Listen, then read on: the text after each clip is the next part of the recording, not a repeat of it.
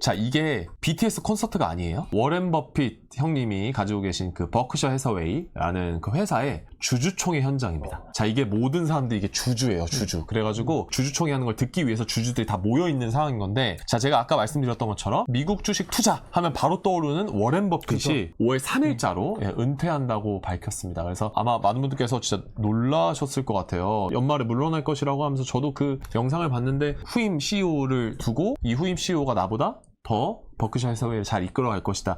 내가 그냥 감정적으로 하는 얘기 아니라 실제로 수치적으로도 내가 봐온 이 CEO가 나보다 더 잘할 것이다 라고 했지만, 많은 사람들은 워렌 버핏이 떠나는 걸 많이 아쉬워했죠. 그리고 광금님은 어떠셨어요? 저는 사실 이러한 시장이 지나치게 과열되는 분위기에 대해서 중심을 잡아줄 역할을 하는 그런 분이 워런 버핏이었거든요. 그렇죠. 예. 그런데 이러한 분께서 은퇴를 하신다면 그 역할을 누가 할 것인가, 그것이 저는 굉장히 걱정이 많이 되더라고요. 그렇죠. 괜히 또 현인이라는 별명이 있으신 게 아니다 보니까 많은 분들이 아쉬워하셨는데요. 대현인 워렌 버핏의 포트폴리오를 보면서 직장인인 우리로서 어떤 전략을 세워야 될지 한번 알아보도록 하겠습니다. 여러분들께서 워런 버핏의 투자에 대해서 보통 관심을 많이 갖고 계시죠. 특히 주식 투자자라고 한다면은 당연히 주식 투자로 가장 큰 부를 이루신 이 워런 버핏의 투자에 그렇죠. 대해서 관심을 갖지 않을 수가 없는데요.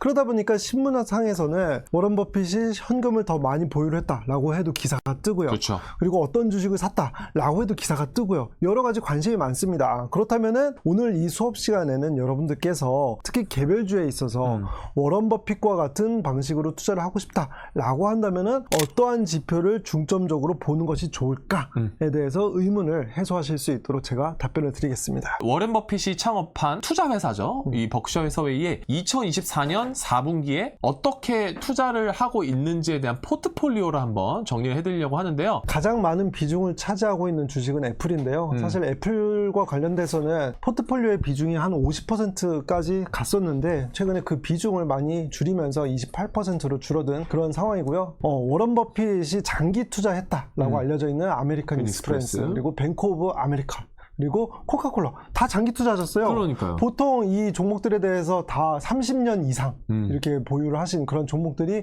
많은 그런 것을 확인할 수가 있습니다. 지금 저희가 그 상위 5개 종목에 대한 비중을 한번 알아봤는데요. 애플이 28%였고 아메리칸 익스프레스가 17%였고 뱅크 오브 아메리카가 12%였고요. 코카콜라 9%, 쉐브론 6%였습니다. 이렇게 이제 포트폴리오를 이런 식으로 비중을 짜서 가지고 계시는데, 이 버크셔 해서웨이의 또 현금 보유액을 보면 장기적으로 좀 우상향하는 그래프를 보일 수 있거든요. 2011년 2분기에 479억 달러에서 2024년 3분기에 3,252억 달러, 즉 한 3조 정도? 3조 정도 현금을 가지고 있는데, 제가 좀 궁금한 게요. 네. 사람들이 왜 이렇게 버크셔 해서웨이, 즉 워렌 버핏이 현금을 얼마를 가지고 있는지 왜 이렇게 궁금해하는 거예요? 아무래도 주식을 팔고 현금 보유 비중이 높다라고 하게 되면은 앞으로의 주식시장의 주가가 떨어질 거라고 워런 버핏이 예상을 해서 주식을 팔아치우고 현금 보유액을 늘리는 것은 아닐까라고 이제 판단을 하는 것이고요. 근데 여기서 중요한 포인트 중에 하나는 뭐냐면요. 현금 보유액이 늘어나는 것 자체가 그렇게까지 중요하지 않을 수가 있어요. 왜요? 현금 보유 비율이 중요한 거예요. 주식의 주가가 오르면 상대적으로 현금 보유 비율은 줄어들 수가 있어요. 네, 그래서 상대적으로 주식을 팔고 일정 수준의 비율을 유지를 하기 위해서 주식을 팔 수가 있거든요. 그렇게 되면 현금 보유액 자체가 늘어날 수가 있는 점, 과거의 여러 사례로 봤을 때 현금 보유액만 놓고서 이렇게 판단을 하다 보니까 주가가 오르는 것을 생각하지 않고, 그러네. 워런 버핏 같은 경우에는 역사적인 평균 수준이 한 15% 정도의 현금 보유 비율을 계속해서 유지를 하고 있거든요. 그렇기 때문에 현금 보유액만 놓고선 좀 착시가 일어나는 것을 경계를 해야 한다라고 먼저 말씀을 드리고 싶고요. 그런데 한편으로는 2024년 말쯤에 현금 보유 비율 자체도 꽤 높아져 있는 그런 상황이기도 했습니다. 그런데 이거에 대해서 현금 보유 비율 자체가 굉장히 높네, 앞으로 주가가 떨어지는 거 아니야? 라고 생각하는 것도 지나친 속단이 될 수가 있어요. 그게 왜 그러냐면요, 워런 버핏이 주식을 파는 이유가 무엇인지를 밝힌 적이 없어요. 그 이유 자체가 실제로 속으로는 주가가 떨어질 거라고 예상을 했는지, 그런데 그것을 워런 버핏은 말할 수가 없습니다. 그렇죠. 워낙에 시장에 미치는 영향이 크다 보니까 말할 수가 없고, 한편으로는 어떠한 새로운 기업을 인수하기 위해서 현금 보유액을 늘릴 수가 있는 거예요. 그러니까 필요해서 늘린 걸 수도 있죠. 내가 새로운 투자를 하고 싶은데 그 기업을 인수합병을 하기 위해서는 많은 돈이 필요해서 다른 상대적으로 주가가 고평가되어 있는 기업들의 주식을 팔고 상대적으로 더 싸다 싸다라고 생각하는 주식을 내가 새롭게 매입하기 위해서 그래서 현금 보유액을 늘릴 수가 있다는 거죠. 그래서 그 이유를 정확하게 알지 못하는데 단순하게 이 수치만을 보고서 주가가 떨어진다고 생각하는 거 아니야? 라고 하는 것은 다소 무리가 있다 라고 말씀을 드리고 싶습니다. 이게 현금 보유량으로만은 평가하기에 그리고 해석하기에는 너무 정보의 양이 적다. 그렇죠. 이제 결론적으로 저희가 이제 정리를 한번 해보자면 좋은 주식을 오래 가져가고요. 뭐 코카콜라라던가 뭐 아메리칸 익스프레스처럼 굉장히 30년 이상 보유한 것들. 그리고 리스크를 대비해서 현금을 많이 확보한다. 그리고 3번 경기 변동에 좀 덜 민감한 소비재 투자를 늘린다. 코카콜라가 대표적이겠죠? 그렇죠. 그러면 광금님 그냥 우리도 워렌 버핏 형님의 이 주식 투자의 원칙 이 세 가지를 그냥 그대로 따라하면 똑같이 돈 벌 수 있나요? 좋은 주식은 오래오래 가져간다. 저는 이거를 수업 시간에 뭐라고 말씀을 드리자면요. 보통의 경우에 주식 투자로는 돈을 많이 잃으시잖아요. 근데 부동산 투자로는 상대적으로 돈을 더 버시는 분들이 많으세요.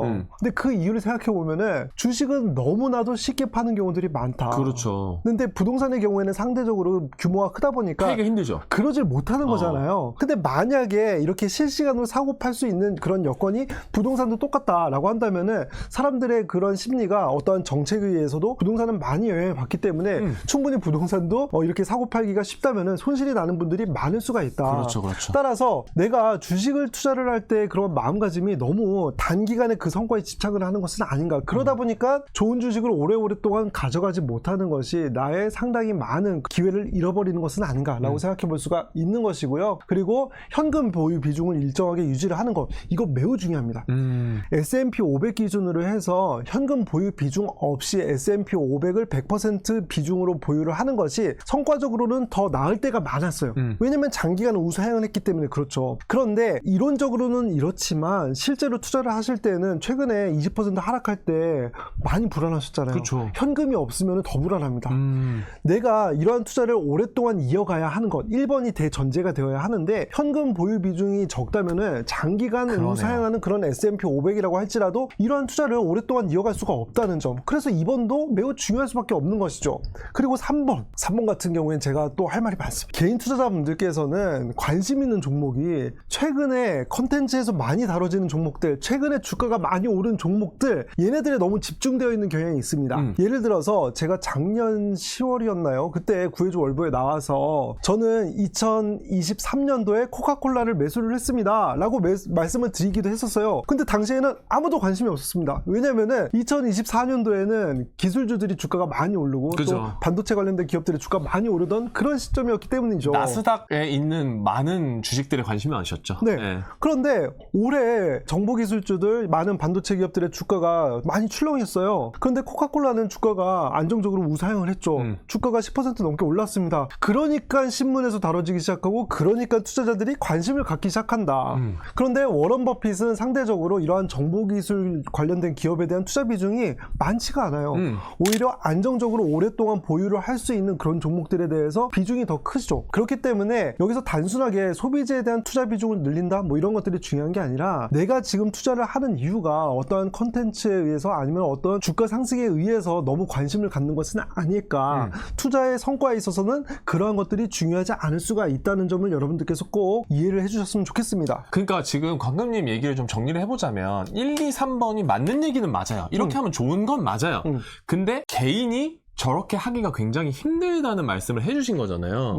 그러면 우리가 이거를 무작정 똑같이 따라한다기보다는 네. 뭔가 개인들은 좀 어떻게 이 세 가지 좋은 방식을 바꿔가지고 좀 네. 오랫동안 좋은 투자를 할 수 있을까요?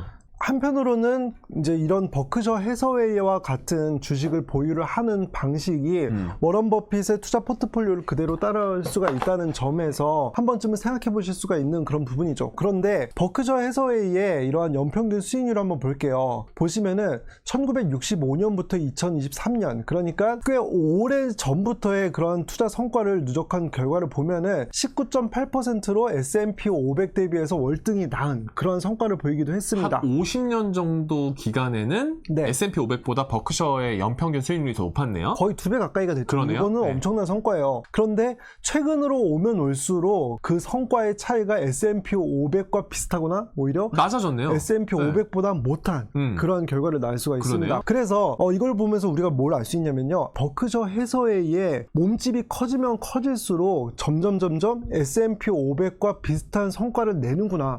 이게 최근으로 오면 올수록 버크셔 버크셔 해서웨이의 주가도 많이 오르면서 몸집이 많이 커졌을 거 아니에요. 이렇게 몸집이 많이 커질수록 S&P 500과 비슷한 수익률을 달성을 했구나. 따라서 이렇게 워런 버핏이 어떠한 투자 판단을 내렸다, 또는 버크셔 해서웨이의 이러한 포트폴리오가 어떠한 변동이 있었다 라고 해서 그대로 따르는 것이 과연 S&P 500보다 더 나은 성과를 보이는지는 최근으로 오면 올수록 조금 의문이다. 오히려 그것보다는 좀 더 확신을 갖고 오랜 기간 동안의 데이터로서 검증이 되어 온 S&P 500에 투자를 하는 것이 더 합리적일 가능성이 높다. 더군다나 워런 버핏이 은퇴를 했잖아요. 그렇죠. 물론 신임 CEO에게 투자 시스템을 물려줬을 것입니다. 하지만 과연 그것을 작동하는 그 CEO가 온전하게 그의 투자 철학을 이어받을 수 있을 것인가에 대해서는 또다시 검증할 수 있는 기간이 그렇죠. 많이 필요할 것입니다. 그렇다면은 오히려 S&P 500을 좀 더 관심 깊게 투자를 하는 것이 개인 투자자분들에게는 더 합리적이지 않을까라고 생각을 합니다. 그러면 우리는 어떻게 투자해야 될지를 탁할 때 명확한 답을 어떻게 내릴 수 있을까요? 에이스 미국 S&P 500 ETF를 여러분들께서는 꾸준하게 모아가시는 것이 1차적으로 내가 워런 버핏과 비슷한 성과를 낼 수 있는 그런 투자 방법이 될 수 있구나. 그런데 여기서 좀 더 말씀을 드리고 싶은 것은, 내가 지금 막 투자를 시작했고 그리고 내가 시장이 하락하는 거에 대해서 두려움이 큰 상황이다 라고 했을 경우에는 워런 버핏이 15% 정도의 비율의 현금 보유 비율을 유지를 했던 것처럼 나도 일정 수준의 현금 비율을 유지를 해야지. 그런데 보통의 경우에는 반대로 행동하시는 경우들이 그렇죠, 많습니다. 그렇죠. 주가가 오르고 있으면은 내가 지금 50만 원만 투자를 하고 있는데 나머지 100만 원까지 다 투자를 해볼까? 라고 생각을 하는 거죠. 소위 말해서 이제 몰빵. 오히려 주가가 오를 때 워런 버핏 같은 경우에는 현금 보유 비중을 더 늘릴 수가 있었는데, 그런데 개인 투자자분들께서는 더 무리한 투자를 하기가 쉽더라. 그러게 되면은 항상 주가가 고점일 때 가장 많은 비중으로 주식을 보유하고 있으면서 주가가 떨어졌을 때 가장 큰 고통을 받게 되는 그러한 상황을 여러분들께서 반복을 하시는 경향이 있다. 따라서 S&P 500을 보유를 하면서 현금 보유 비중을 일정하게 가져가는 것, 이것이 지금 내가 할 수 있는 워런 버핏과 가장 비슷한 투자를 할 수 있는 하나의 방식이 될 것이다 라고 말씀을 드리고 싶습니다. 요 표는 어떤 표예요? 이제 우리가 투자를 할 때 많은 분들께서 S&P 500은 시장 평균이니까 시시해. 그래서 나는 좀 더 초과 수익을 달성하는 그런 투자를 하고 싶어 라고 생각하시는 분들이 많으시죠. 그런데 미국에서 대형주 위주로 투자를 하는 액티브 펀드를 대상으로 해서 조사를 한 결과가 있습니다. 이러한 대형주 위주로 투자를 하는 액티브 ETF를 대상으로 해서 조사를 했는데 1년 동안의 성과, 3년 동안의 성과, 쭉쭉쭉쭉 20년 동안의 성과를 봤을 때 상대적으로 이러한 액티브 ETF의 성과가 S&P 500보다 더 뛰어났던 그러한 펀드의 비율이 얼마나 되었는지 수치를 나타낸 것이에요. 1년 동안 투자를 했을 때는 액티브 ETF 중에서 S&P 500보다 더 뛰어난 성과를 보였던 펀드의 비율이 40% 정도가 되었습니다. 근데 3년 동안 S&P 500보다 더 뛰어난 성과를 보였던 펀드의 비중은 20%로 반토막이 나요. 근데 5년, 10년, 15년, 20년 이렇게 가면은 20년 동안 장기 투자를 했을 경우에는 6.97%의 비율만 해요. 그러니까 펀드 매니저들은 일반적인 투자자들보다도 더 투자 지식이 해박하잖아요. 이러한 사람이 S&P 500보다 더 뛰어난 성과를 내보겠어 라고 목적을 갖고서 운용을 하는 이 액티브 ETF가 상대적으로 더 좋은 성과를 보인 비율이 장기 투자의 결과로서 7%가 되지 않습니다. 자, 그러면 93%의 액티브 펀드들은 실제로 S&P 500이 20년 정도의 투자 수익률보다 더 못한 수익률을 냈다는 거네요? 그래서 개인 투자자들은 솔직히 말씀드리면은 펀드 매니저분들보다도 투자 성과가 낮을 가능성이 더 높잖아요. 그러면은 개인 투자자분들께서는 그냥 장기 투자의 관점이라면 특히 S&P 500을 사는 게 훨씬 이득이 될 가능성이 높다. 펀드 매니저들도 장기 투자의 결과로서 훨씬 적은 비율로 S&P 500을 이길 수 있었다.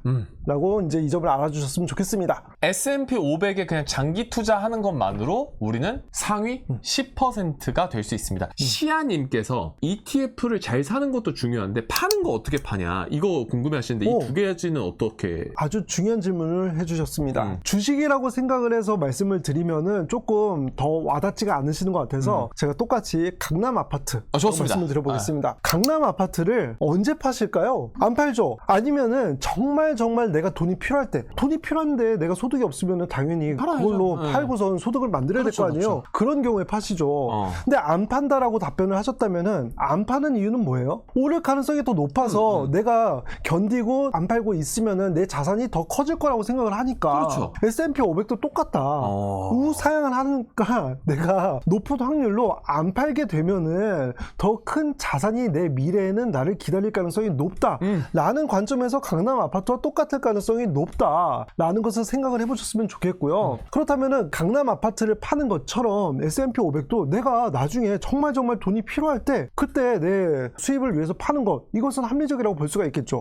벨라님 안녕하세요. 조언해주신 대로 S&P 500을 구매하려고 하는데요. 타이거 미국 S&P 500과 에이스 미국 S&P 500 중에 어떤 걸 투자해야 될까요? 저는 뭐 사실 말씀드릴 부분이 많은데 한 번도 타이거를 말씀드린 적이 없죠. 네, 그러면 그걸로 답을 가름하겠습니다. 네. 네. 여러 가지 비용 같은 것들을 비교를 하거든요. 네, 그래서 에이스로 설명을 드리겠습니다. 좋습니다. 예, 미국 주식을 현재 꾸준히 하고 있는데 적립식으로 계속하는데 점점 주가가 소수점을 사고 있대요. 달러로 소수점으로 사는 게 나은지 아니면 우리나라에 있는 ETF를 사는 게 나은지 이게 궁금하시대요. 자, 우리나라에 있는 ETF라고 한다면은 라고 저는 판단을 하고 있습니다. 그러면 S&P 500 말고요. 네. 미국 주식에 직접 투자하는군요. 워렌 버핏은 다 개별 종목 샀잖아요. 워런 버핏 투자에 대해서 우리가 관심을 갖잖아요. 그러면은 개별주 투자를 할 때도 워런 버핏이 중요하게 생각하는 그 지표를 여러분들께서 하나의 지표에 대해서만이라도 이해를 하는 것이 필요하다. 그런데 개별주 투자를 할 때 많은 사람들이 그런 지표 같은 거 확인하고 투자를 하는 경우들이 보통 없습니다. 기사를 보고 하죠, 보통. 네. 그런 것들이 너무 안타깝다. 그래서 저는 이러한 지표로서 하나 말씀드리고 싶은 것이 바로 ROE라는 지표가 있어요. ROE가 뭐예요? 자, 예를 들어서 주변에 누군가가 투자를 잘해서 100만 원을 벌었다고 해볼게요. 1억 원을 투자를 해서 100만 원을 벌었어요. 그러면 시시하네 라고 생각할 수 있는데 1000만 원을 투자해서 100만 원을 벌었어 라고 한다면 10%요. 야, 그래도 얘가 투자에 대해서 좀 아나 보다 라고 생각할 수가 있는 거죠. 근데 이 비율이 낮은 게 좋을까요? 높은 게 좋을까요? 높은 게 좋겠죠, 무조건. 당연히 높은 게 좋죠. 그래서 워런 버핏도 수차례에 걸쳐서 좋은 종목을 선별하는 그런 기술을 이야기를 할 때 나는 자본 대비 수익률이 높은 종목, 그러니까 이 ROE가 오랫동안 높은 수준으로 유지가 되는 그러한 기업에만 투자를 합니다. 라고 이야기를 했어요. 그것을 제가 어디서 확인하실 수 있는지 알려드릴게요. 여기 들어가시면은 이 맨 상단에 기업 이름을 치시면 돼요. 예를 들어서 여기 관심 있는 기업들이 많으시네요. 우리 테슬라 한번 볼까요? 테슬라. 테슬라. 테슬라 여기 지금 들어갔어요. 떨어지고 있네요, 테슬라. 네. 파이낸셜스, 레이셔스, 비율이라고 레이셔. 합니다. 비율 여기 들어가시면은 여기 밑에 ROE가 있습니다. 보시면은 2023년까지만 해도 높은 수준을 유지를 하고 있다가 지금 8.7%까지 떨어진 상태이죠. 워런 버핏의 경우에는 특별히 뭐 몇 퍼센트의 ROE가 되는 그런 기업에 투자를 한다라고 직접 구두로 말씀하신 적은 없어요. 근데 그분께서 실제로 투자하신 기업의 면면을 보면은 보통의 경우에 15%가 넘는 그런 기업에 투자를 많이 하고 계신다. 기준치가 거의 15% 정도 네. 되는군요. 그리고 엔비디아를 볼게요. 엔비디아 같은 경우에도 똑같은 경로로 들어가서 보면은 ROE가 110%가 넘습니다. 이야. 네. 똑같이 내 자본금이 똑같은 금액이 투자가 되었을 때 1년만 투자를 해도 그 순이익이 내 자본금보다도 더 큰 금액이 돌아온다. 돈을 아주 잘 버는 기업이다 라고 볼 수가 있는 거죠. 자, 여러분들 이 지표만 보고선 투자를 엔비디아를 지금 당장 하셔라 이게 아닙니다.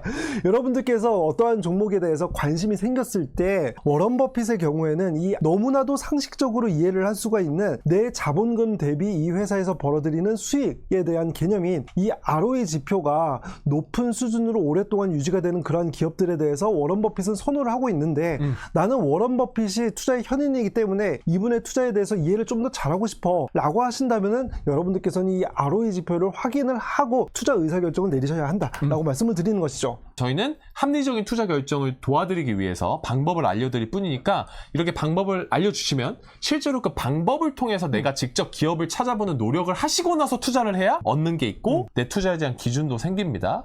꼭 그렇게 하셔야 돼요. 절대 저희가 말씀드린 것에 대해서 투자를 막 하시면 안 됩니다. 김미라님께서 한국 기업도 그렇게 확인하나요? 라고 해주시는데 한국 기업도 그렇게 똑같이 확인하면 되나요? 국내 주식도 오랫동안 투자를 했었거든요. 그러다가 넘어왔어요. 근데 그 이유 중에 하나가 이런 계량적으로 확인할 수 있는 데이터와 실제 주가 성과가 좀 정확도가 떨어집니다. 이런 기준으로 좋은 주식을 선별했다고 하더라도 주가가 우리나라 주식 같은 경우에는 꼭 오른다는 보장이 없더라. 상대적으로 확률이 매우 낮더라. 근데 그 이유를 생각해 보니까 미국 주식시장보다도 우리나라 주식시장은 수급의 영향을 많이 받는데 특히 외국인들 자본이 빠져나갈 때 주가도 주식시장도 영향을 많이 받아서 주가가 많이 빠지는 그런 수급에 의해서 영향을 많이 받는 그런 시장이 우리나라 주식시장이기 때문에 이러한 재무 성과로서 조금 측정하기 어려운 부분이 있다라고 말씀을 드리고 싶습니다. 자, 광금님, 오늘 제가 댓글을 보니까 정말 그 광금님의 어떤 수업이나 아니면 지금 구해줘 월부 이야기를 듣고 용기를 많이 가지신 분들이나 투자에 대한 새로운 식견들을 가지신 분들이 굉장히 많으신 것 같아서 마지막으로 오늘부터 투자할 시기로 마음먹은 많은 분들을 위해서 우리 응원의 한마디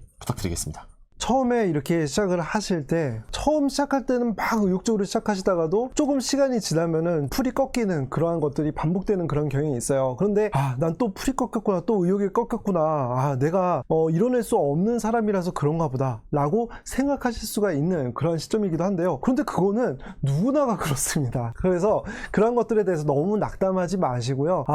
누구나 그렇듯이 나도 그런 시점이 왔구나 라는 것을 담담하게 받아들이시고요. 그러한 시점에 대해서 내가 인식을 하고 있다는 것 자체가 나는 지금 이 시점을 다시 의욕을 불러일으키는 그런 시점이 되기도 했구나 라는 것을 여러분들께서 생각하시면 된다라고 말씀을 드리고 싶어요. 그래서 여러분들께서 투자를 하실 때에도 시장처럼 사이클이 있을 수밖에 없습니다. 그런 것들은 당연하니까요. 그런 것들에 대해서 너무 낙담하지 마시고 받아들이면서 꾸준하게 계속 투자할 수 있길 바라겠습니다. 좋습니다. 오늘 저희 질문도 엄청나게 많이 답변을 드렸고요. 1, 2, 3부 전부 다 실제로 투자하시는데 앞으로 부자가 되실 만한 투자 방법에 큰 도움이 된 얘기 드렸던 것 같습니다. 광금님도 이제 마지막으로 소감 한마디 하시고 마무리해야 될 것 같아요. 네, 우리 훌륭하신 강사님들 많으시잖아요. 부동산도 그렇고요. 그리고 또 저도 한 달에 한 번씩 꼭 나올 테니까 많은 분들과 소통할 수 있는 그런 기회가 되었으면 좋겠습니다. 오늘도 정말 유익한 시간이었고요. 저희 다음 주에도 구해줘 월부는 19시에 목요일에 찾아올 거니까 다음 주 구해줘 월부도 많은 사랑 부탁드리겠습니다. 저희는 오늘 1, 2, 3부 여기까지 하고요. 마무리하도록 하겠습니다. 오늘 저녁도 행복하게 잘 보내시고 내일 준비 잘 하시고 좋은 꿈 꾸시길 바라겠습니다. 네. 물러나보겠습니다. 안녕히 계세요. 안녕히 계세요.